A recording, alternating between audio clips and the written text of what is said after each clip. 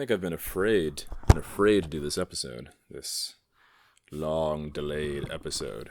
I'm like trying to get comfortable here. I'm in my stepbrother's house in North Carolina, and I'm like recording in a closet. Yeah, just fucking trying to. It's been hard. So I had my guts ripped out.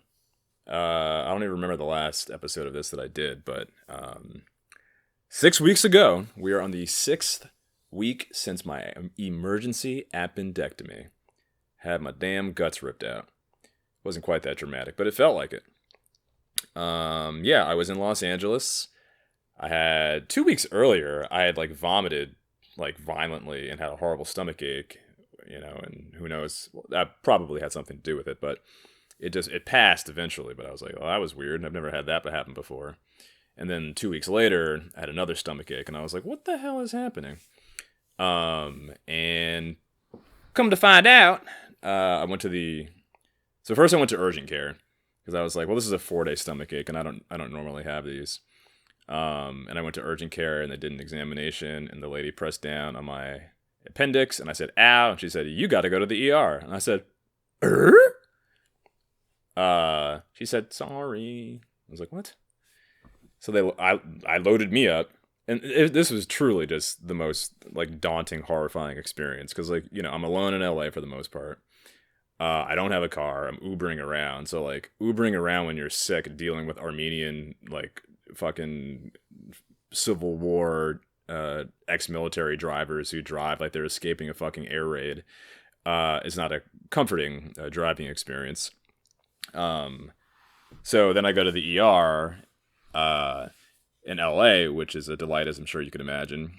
And I have all these notes, and I'm still processing the entire experience. And I needed to wait till I was like a good ways away from it to like be able to process it, because it was fucking horrifying. So I get to the ER, and I'm like, yeah, they sent me here for like appendicitis or something. And I'm still not entirely sure what's happening or like what that means. So, they admit me, do the whole, start getting me in the gown. That's when I was like, wait, what? I knew it was serious. So like they put me in the gown, they put the IVs in me. They do, blood tests, they do a CAT scan or a CT scan, whichever. I make a joke to the CT scan operator, because I'm still like, we're good, right? Nothing's fucked here. He's like, they fill you with iodine, which like makes your body feel warm, and then they scan you. And afterwards, he's like, so what was the experience? Like, how would you describe it? I was like, it was like being high. And he's like, huh, no one's ever said that. I was like, no one's ever said that their entire body feeling warm is like being high. He's like, no one's ever said that. So already I'm like, these people's bedside manner is not going to be fucking fun. So I go back to the fucking gurney in the hallway, because we might as well be in Vietnam, like the amount of people that are there. I'm sitting in this gurney in the hallway, and then my mind's like, what is happening? I start. Well, all right. So they come back. Doctor finally comes, and he's just like, okay. So yeah, it looks like your appendix is inflamed. It's about double the size it should be, and typically surgery is the way to go. And that's when like the record stopped, and I was like, well, what about antibiotics? Is there something else other than cutting me open? He's like, no. I'm like, so wait, what's about to happen? He's like, well, it's about to explode inside your body. I'm like, okay. How do we fix that? Well, we rip you open, yank that out, and then sew you back up so it doesn't explode inside your body. So it was just, I'm trying to recall the entire experience. Then I go on Facebook to be like, do I need to get this out? They're like, yeah, motherfucker, get that shit out of you. And yeah, man, it was just, I don't know, being alone in Los. I mean, and the irony, of course, is like for anyone who's listened to any other episode of this podcast, or perhaps the entire whatever episode this is, my stress and anxiety, I'm sure, in no small part contributed to this. And this is definitely, if ever I needed another sort of wake-up call, the physical manifestation of your stress and woe, killing yourself, becomes readily apparent. So, silver lining, I'm definitely like, I'm way more dialed into like, okay, no, we are not stressing ourselves out anymore, as best as we can control it. So yeah, after consulting Facebook and everyone's like, yeah, get that shit out of you, I was like, okay, I guess I'm having emergency surgery on a Friday, alone in LA. So they take me to the damn surgery floor. They get me prepped. Anesthesiologist comes in and he's like, okay, we're gonna give you this drug to calm you down before, and then we're gonna blah blah do all that horseshit. And it was a benzodiazepine, whatever the fuck they call those. And I was like, at first I was like, I don't want to take those. I don't want to get addicted to them. But then I was like, Duval, just take the damn drug. And like the few like minutes before going into surgery, I was like, oh, is this what antidepressants feel like? This is great. So I was having a party like the 2 minutes right before getting, spliced open. And has made me more open to trying them. Even though what they gave me, I don't think is like what most antidepressants feel like. I think it was just like fucking like morphine or whatever. I was just like Saving Private Ryan.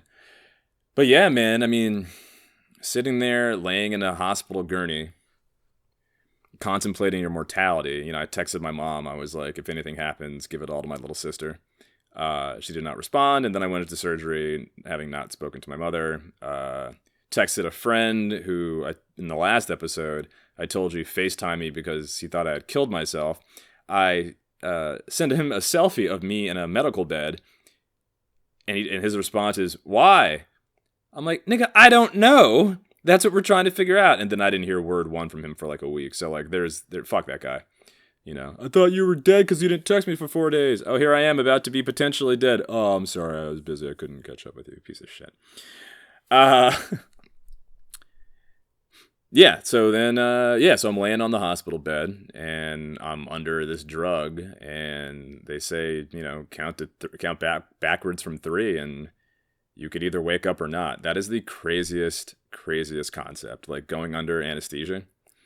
Like that could be it. Like you could just be gone and never to rise again. And it's like you close your eyes, you go to sleep or whatever, and then you wake back up and I was violently shivering. I was like convulsing at how fucking cold I was. And the doctor, he's just like, it went good. And the first thing I thought, I was like, good? I need great. I need very well, really great. I don't want to hear good. That's like a B. I want an A on how this fucking surgery went. I assume it went fine. I'm still here 6 weeks later. And then laid there in the hospital post-operative. Was in excruciating pain. Tried to sleep, really couldn't. And in the morning, they're like, okay, good news. You can be discharged. I'm like, I don't want to fucking go anywhere. I'm in great pain. Let me sleep. They like want you out of there so damn fast. First lady was nicer, I guess. But in the morning, I had that motherfucker. Surprise, motherfucker! He was my nurse. He like damn near sidekicked the door and was just like, all right, get up, walk around, take a piss. Fuck you, bitch.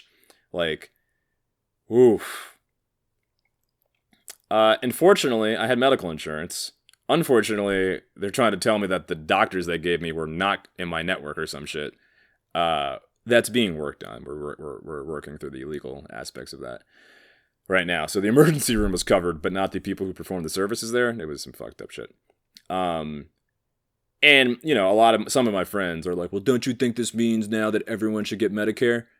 And honestly, no. I still don't think that's the solution. What I do think, I think two things. One, take care of yourself because no one in this world is going to. Medical establishment especially.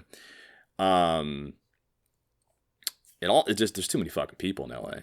Like in an emergency, having to, whether it's a medical emergency of your own or a natural disaster or whatever the case may be, you are fucked if you have to deal with humanity in general. And the idea of smaller cities, local living, has never been more appealing to me than it has been than waiting in an emergency room for someone to give a fuck about your potentially life-threatening ailment. Yeah, man, it was heavy. I had a very close college friend pick me up. God bless her.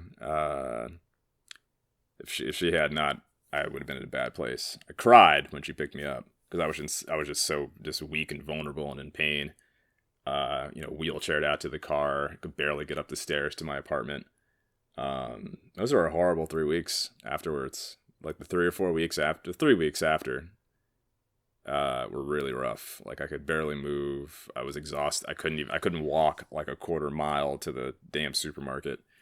Uh, it was rough. It was not pleasant. And then you're feeling all this. I've never had a surgery before, so you're sitting there feeling all this crazy shit. Like I got like lightheaded and I'm like, is this internal bleeding? Already being kind of a hypochondriac. So I went back to the emergency room 3 days after because I was dehydrated. That was the problem. And the same damn nurse, I think, black people really hate doing their job sometimes. He's like, well, I'm not saying you don't have real symptoms, but I'm saying there are a lot of people here today, so, I'm just saying. I was like, nigga, if you don't put this damn needle in me and figure out what the fuck's wrong with me, I'm going to, I'm like, but yeah, man, being in a big city sick, or being in a big city alone, in your mid-30s, and not alone, like you have friends, but like not like you used to, if that friend of mine hadn't picked me up or like, she bought me groceries and shit, like just, I can't even describe how fucking terrifying that would have been. And how much more I hate my father for putting me in this situation, because that's the reason I was there. I was running from home. Well, I don't hate him. It's not his fault. He inspired me to go be a man and go seek out my own success and independence, which I learned on a hospital bed alone, with holes in my body. So yeah, but okay, so flash forward. So I was there in LA and I was like, okay, so maybe this trip didn't work out, I was mostly alone, mostly drinking, and I was like, okay, this is too stressful. So 4 weeks out, I got on a plane to Tampa Bay, Florida, because if I was going to die, I wanted to die on a beach. And I didn't think I was going to die, but you never know. So I went to Tampa Bay, stayed at an Airbnb in St. Petersburg, and still wasn't feeling particularly great. I didn't drink for a month, so after the surgery, I just took off from drinking because I was like, well, let's just make sure nothing else is falling the fuck apart. So Tampa was pretty boring because I wasn't drinking. I would just walk to the beach and be like, water is beautiful, so too is the beach. I remain alone in this life. So once again, that fucking into the wild, happiness is not real unless shared, bounced around in my mind because I wasn't doing a goddamn thing. Or rather, it wasn't, there's no one to share it with. I was just like, okay, this is cool. This is a great beach. Wow, what a beautiful city. Oh, what a fun drive. I'm alone. So I was there for a week.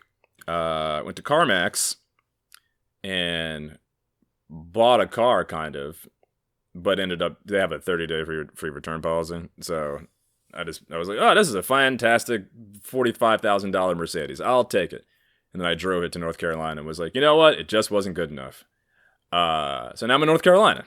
Or no, I drove up the coast to Charlotte, or Charleston. This is why I'm fucking wildly anxious. Bounce around the goddamn planet like a fucking ping pong ball. I'm looking for a home! What do I got? Airbnbs.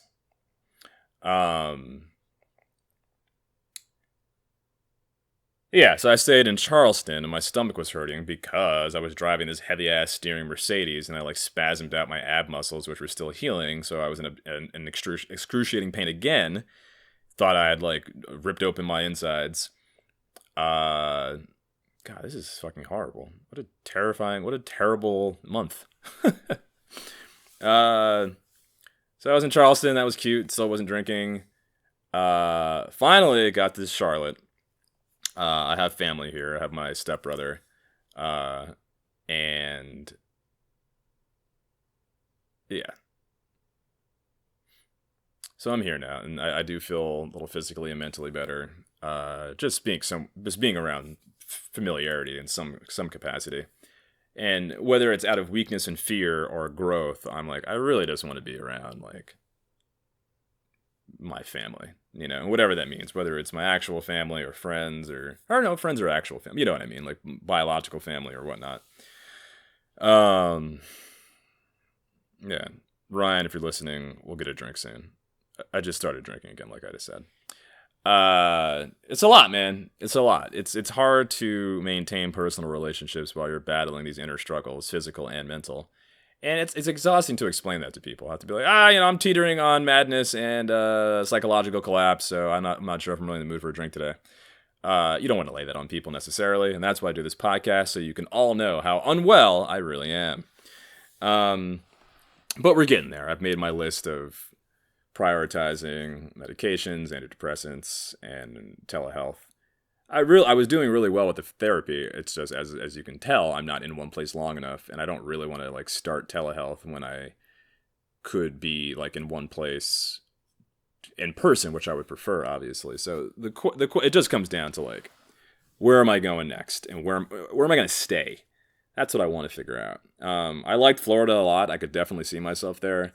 I just don't have the energy, and I'm not vaccinated, so I don't really like want to go deep in like tight bars and clubs, which isn't the only place I'd socialize, but you know. But it's a really lovely. I can dig Florida. Fuck anyone who's like, oh god, it's so terrible. Fuck those people. I mean, it's weird for sure, but I don't know. Maybe New York in the summer and Florida in the winter. Maybe that could be just a fine fucking way to live. Because the West Coast, God bless you, and I have so many people I love out there, but that place, like the horror of being that sick and alone in a city like that. I mean, if it was anything else, if it was more serious, man, I don't know how the fuck I would have got out of that one. It's too big. It's too many people. Too many people. Not to sound like Joe Rogan, who I can't do an impersonation of at all. Yeah, what a fucking nightmare. Man, I hated feeling weak and vulnerable. We all do, but here, let me just go to my notes because I've been writing for weeks. So I'm in Charlotte here, and I'm at this bar. Oh, old cougar paws over to me. Oh, little old cougar. She said, I heard your conversation with the bartender. You are so articulate. I'm like, thanks. And we're talking. She says her name's Leah. And she's like, yeah, my name's Leah. Like in the Bible. You know what they say about her in the Bible. I just stared at her. I was like, no. She's like, well, you know the story of Leah and Jacob. I was like, no. She's like, what do you mean? I was like, I don't know. Like, I don't have the Bible memorized. She's like, why not? I was like, I grew up in New York City. They don't make us memorize the Bible. You have the Bible memorized? She's like, most of it. I was like, She's like, well, what do they have you learn in New York City? I'm like, I don't know. Art and science? She goes, art and science? Oh, bless your heart. I'm like, all right. And then she starts hitting on me, and then she's like, yeah, I have a 25-year-old black boyfriend. I'm like, cool. Well, he's definitely got me beat. And he comes in, and he's just fucking Dikembe Mutombo. I'm like, all right, well, I'd rather not get my ass kicked by Dikembe Mutombo. And he's looking at me being like, why are you talking to my girlfriend? I'm like, I don't know. She fucking came up to me talking about Leah and Jake. I don't know. So that's Charlotte. I hate bougie rednecks where I'm like, not only do I make more money than you and I'm smarter than you, I make more money than you.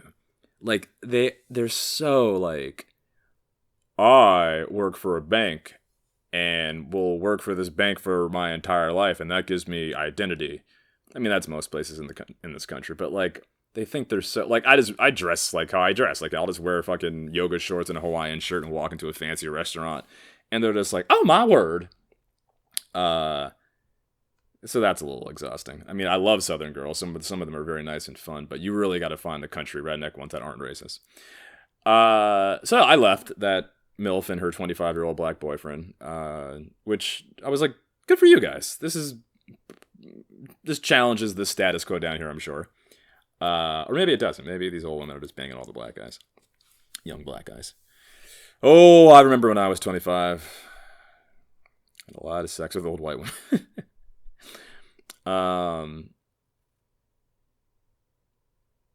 Just reading through these notes. This old black man at the same bar, he was talking to his like white partner. That's usually how it works in the South. There's like an old black man and like an old white guy, and they work on the same job, hate each other, but are also like don't have anyone else in their lives that they can be friends with. He's like, slave quarters.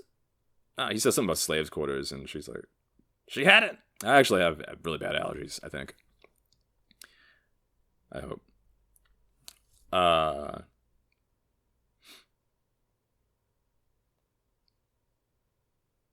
right. How long is this? 20 minutes. We're about at it.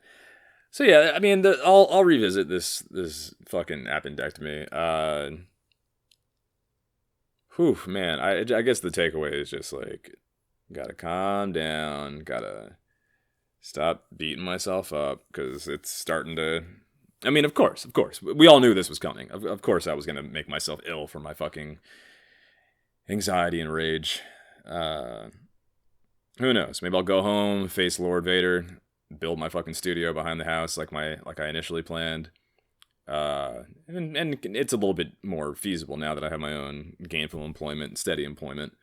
And the East Coast is very accessible to me now, and I can really wrap my mind around the places that I've seen on this East Coast journey so far, and feel less trapped. Daddy bought a BMW. Feel less trapped in where I was, because in LA, I didn't leave Silver Lake. I was in Silver Lake for 5 months, like playing video games. The only happiness I had was playing Call of Duty with my boys, my man. Didn't really socialize, didn't really go out much. Got to go up at the Improv, that was awesome. But then I had appendicitis a week later. So, who fucking knows? Someone was saying that like coronavirus might have something to do with appendectomies or appendicitis, like the inflammation involved, because a lot of people have been getting appendicitis this year apparently. But who fucking knows? I don't really care. It's done. I'm told it went well. I still have some physical therapy and some healthy things to start doing because my stomach muscles are still pretty tight. But that's just exercise and getting back on track. What else? Yeah, hold on. I mean, 35 is not a time to be alone, or any age really, but be alone in your 20s. You're mostly bulletproof. You'll bounce back. But as you get a little older, you really have to decide what family means and who you'll need to rely on somebody. Even the most diehard of lone wolves like myself, that showed me that you need people, because if you don't have them, that is a bleak place to be, staring out of a hospital bedroom, not knowing how you're going to get back to your lonely fucking subletted apartment with no one waiting for you.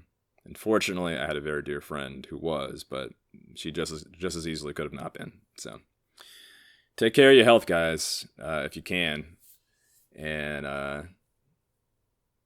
ouch, my 30s has grown up a little more.